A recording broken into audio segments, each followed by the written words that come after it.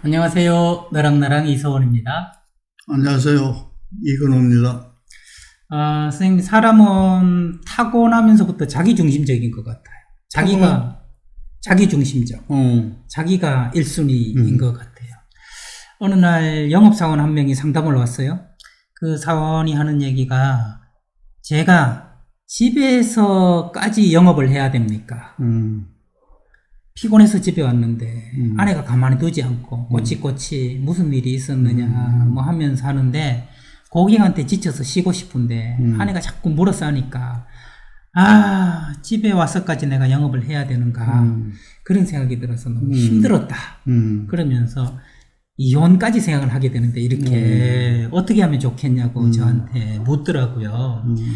그래서 제가 이렇게 생각하시면 어떠냐고, 밖에서도 영업하는데 라고 생각을 한번 해보라고 그랬어요. 그랬더니 그 사람이 좀 이렇게 한 대 뒤통수 맞은 표정이 되더라고요.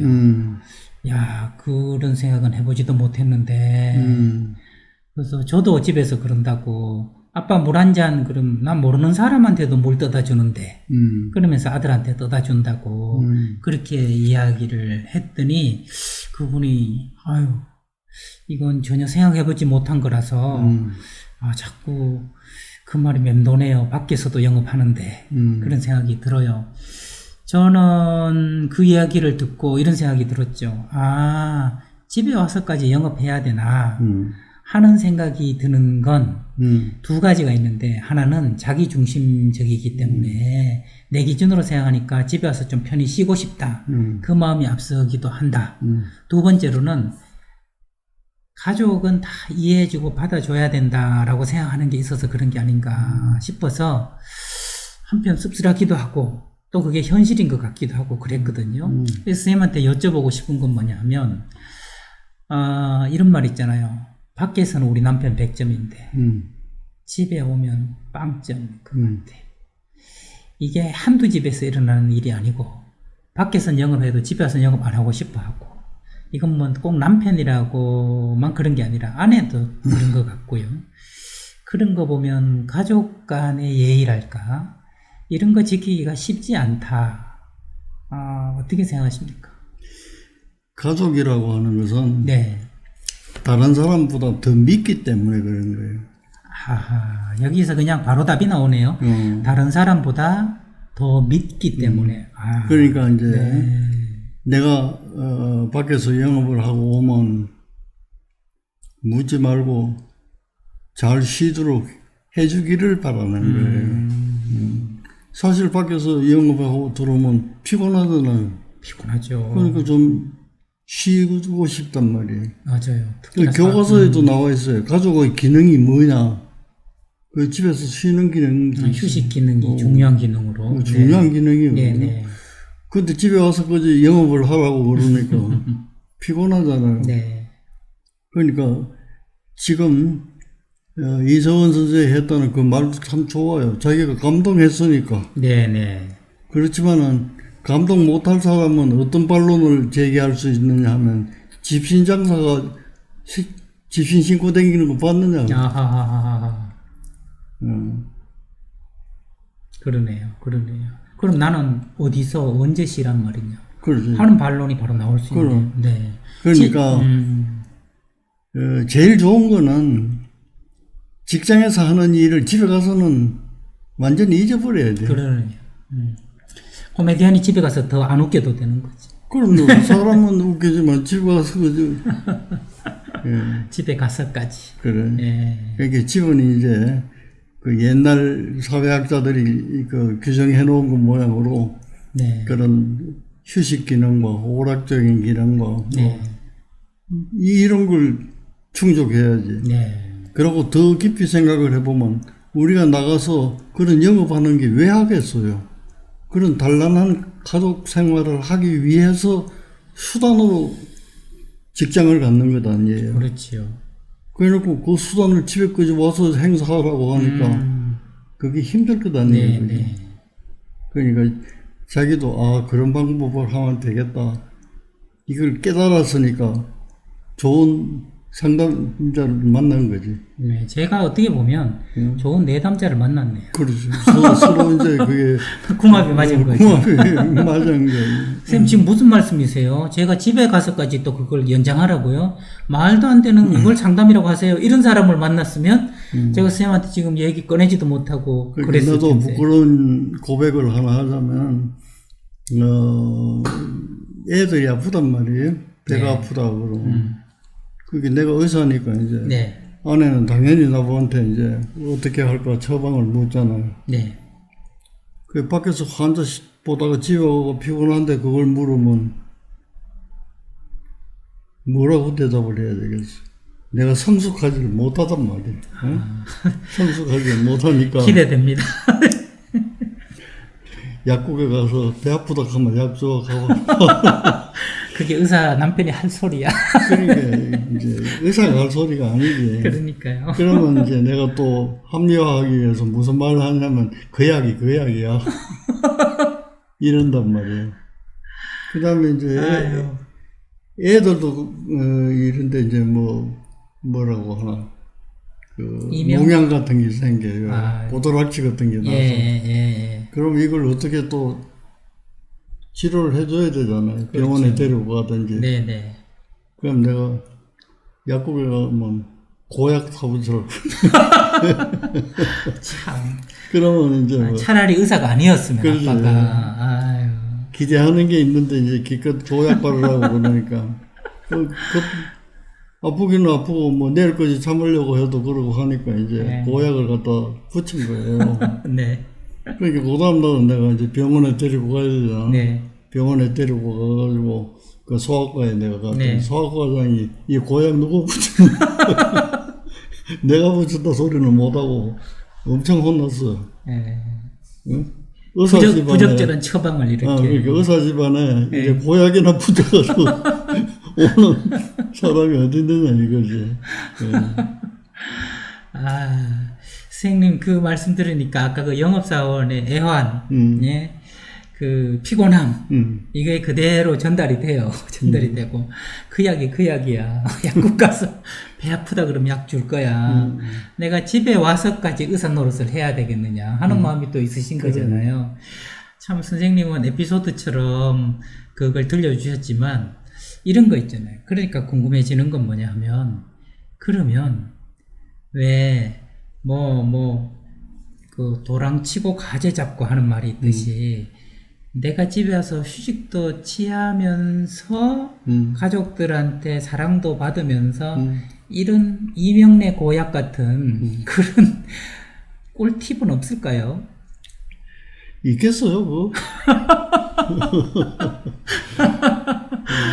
이렇게 완벽하게 그거는 어찌 싶어. 하나를 충족하면 하나가 좀 부족하고, 둘을 권하면 하나는 또 좀 그렇고, 뭐 그런 미완성적인, 그렇죠. 또 서툰, 또 꽉 차지 않는, 막 그런 존재들이기 때문에, 예, 그런 완성을 위해서 우리가 노력하는 과정이 필요한 거지. 그렇죠.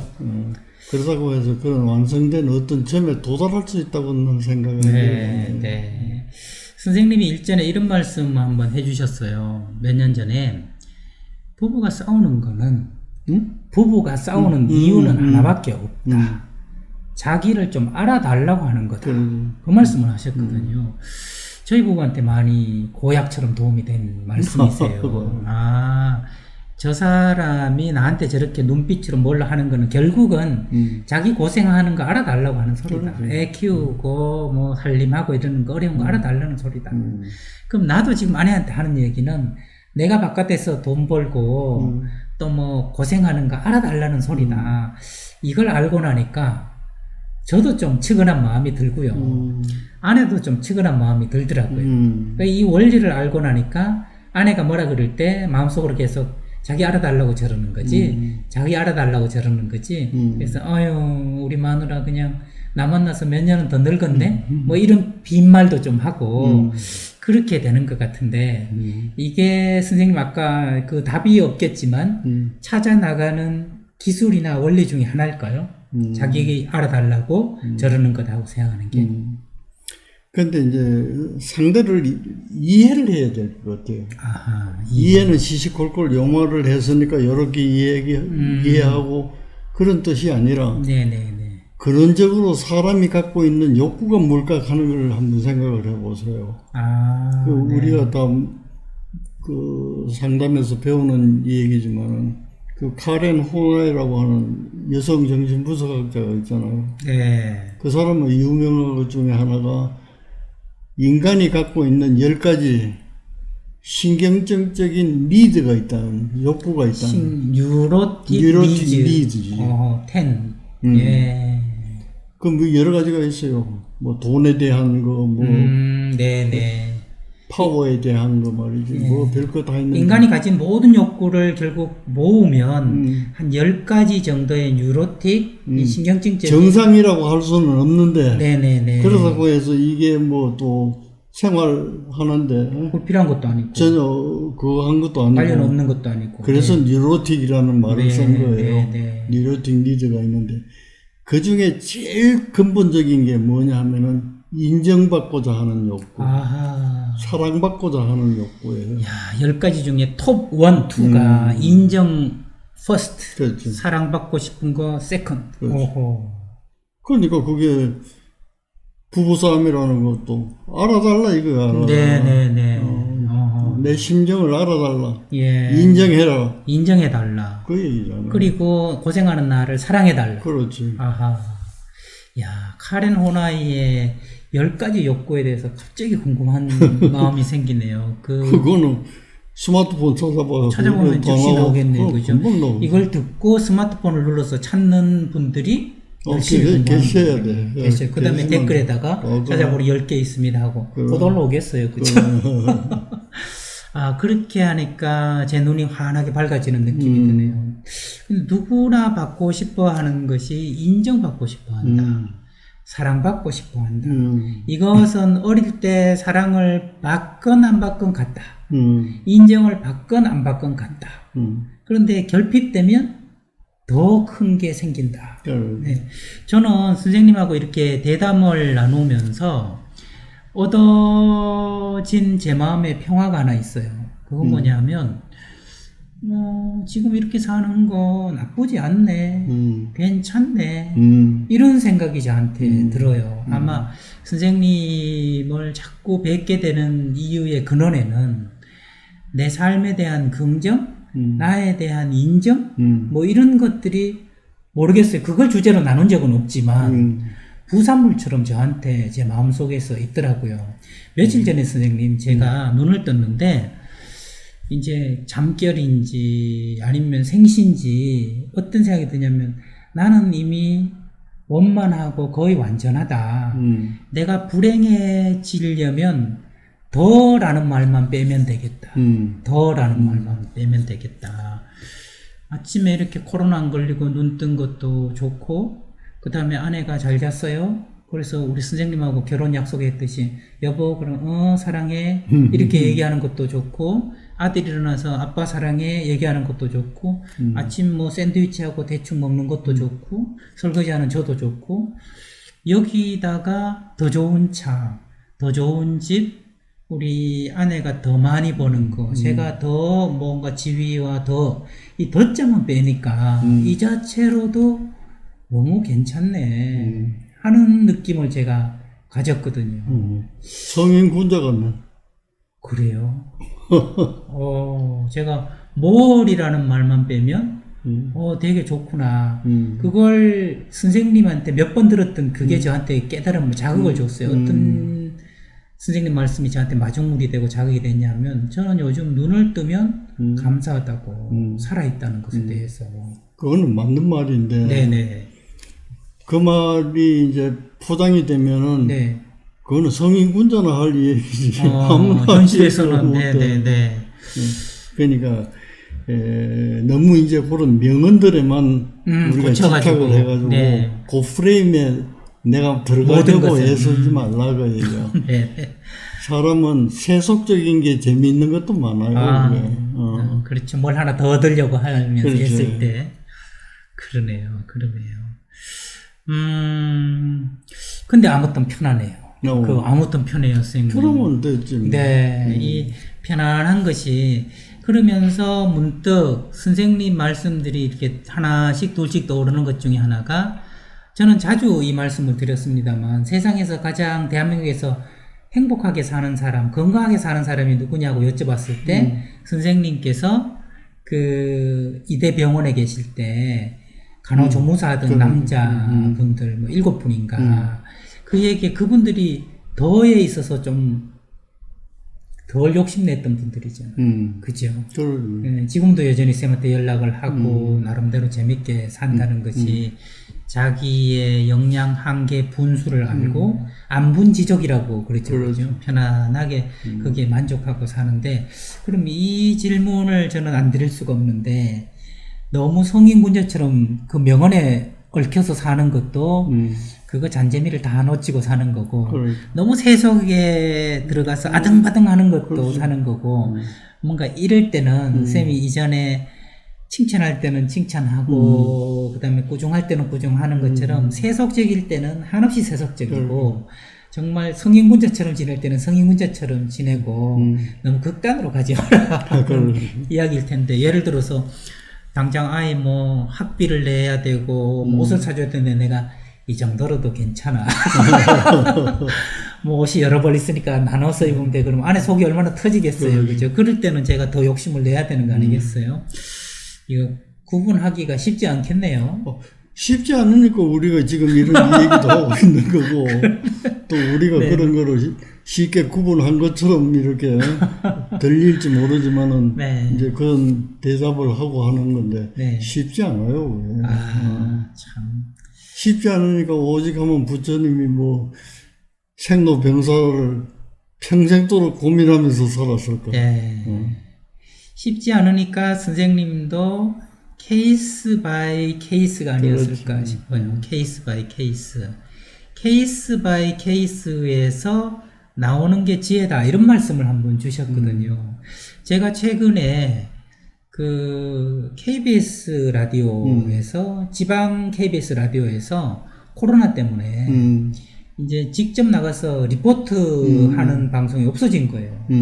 그게 한 10분, 15분 동안 뭐 지역 특산물 인터뷰하고 하는 건데 그 코로나 때문에 나가기 어려우니까 데이터로 저한테 그냥 전화로 인터뷰하는 걸 하자고 그러는 거예요. 그래서 뭘 하냐 제가 얘기했더니 선생님 감정에 대한 책도 쓰고 하셨으니까 감정 터치라는 제목으로 매주 한 꼭지씩 하자고 그러는 거예요.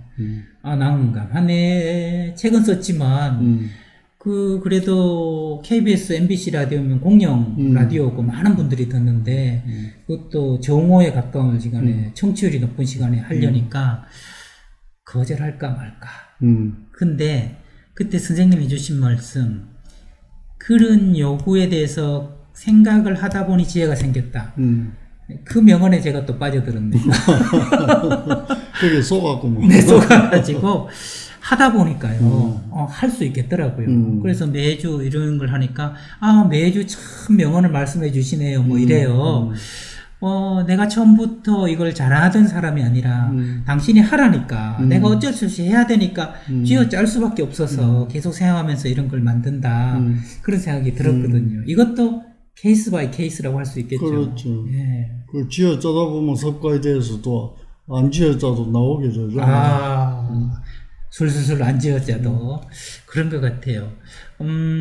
진짜 그러고 보니 쌤하고 이렇게 얘기 나눈 게 저도 모르게 상담하다가 한 번씩 인용할 때도 있고 강의하다가도 인용할 때가 있고 안 지어져도 술술술 나오게 되는 이게 왜 가랑비에 옷 젖듯이 이렇게 서서히 스며든다 이렇게 얘기할 수 있는 건가요? 그러니까 이제 가까이 있는 사람이라든지 부부라든지 네. 이런 거랑 서로 닮는다고 그러잖아요. 네.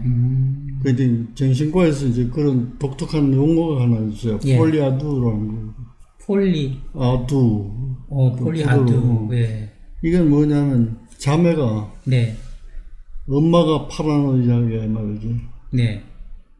그러면 이 자매도 똑같은 그 파라노이드 시스템 속으로 빠진다는 거예요.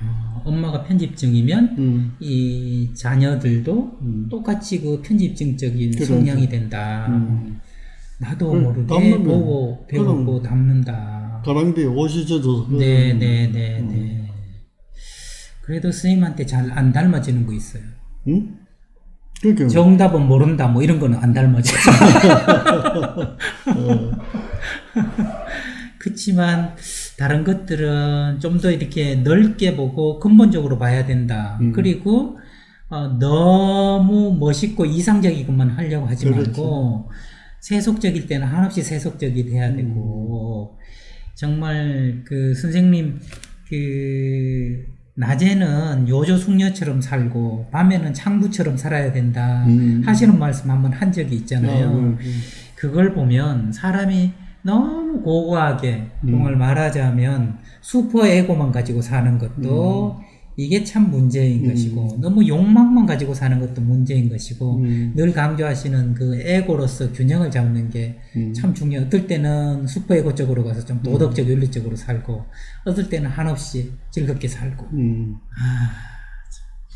그건 역시 자아의 힘이네. 이것도 뭐 교과서에 나오는 얘기지만은 눈 뜨고 살 때는 가장 도덕적으로 살아요.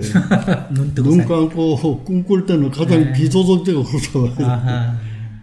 그게 정신적으로 건강하다는. 꿈을 꾸면 가끔 어떻게 그런 해괴망측한 꿈을 꾸지 싶어가지고 제가 얼굴이 화끈거리고 부끄러울 때도 있거든요. 근데 그 꿈도 건강하다는 말씀이에요. 건강하다는 얘기. 예. 그런 출구가 없으면 네. 그걸 어디서 풀 거야. 아.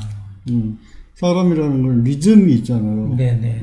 성취하는 게 있으면 또 누르는 거 있고 이거거든. 네네. 그러니까 낮에 눈 뜨고 우리가 살 때는 서로 약속한 윤리적인 양심적인 것도 지켜야 되고 사회적으로 또 법에서 정하는 거 하지 말라는 것도 또 지켜야 되고 그래 이 울타리가 있으니까 자유롭지 못하잖아.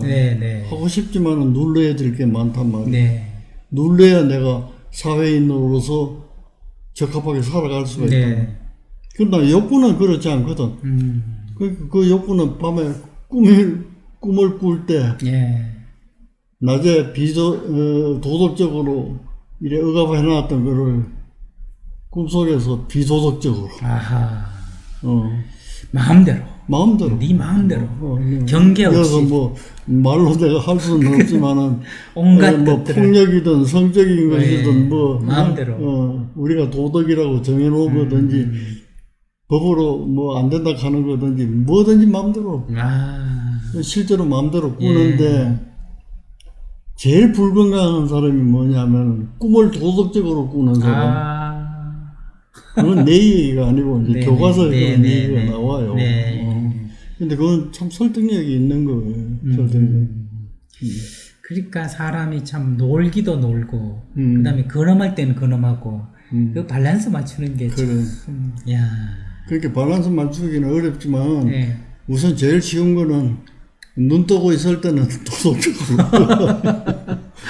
눈 감고 꿈꿀 때는 그 내가 뭐 발설 안 하면 누가 안 와요. 그렇죠. 또 뭐 내가 재벌 됐다고 세금 내라 하나요? 맞아요. 맞아요. 그러니까 꿈에 그런 아웃풋이 있어야 된다는 거예요. 내 욕구를 그래도 충족할 수 있는 길이 있어야 되는데 그걸 눈 뜨고 의식 수준에서 충족하려고 들면 그건 사회적으로 비난받고 법률적으로도 제재를 받고 그렇잖아요. 맞아요. 그 꿈속에서 내 혼자 하는데 그건 누가 뭐 현실에서 충족하지 못한 욕망을 꿈에서 실현한다.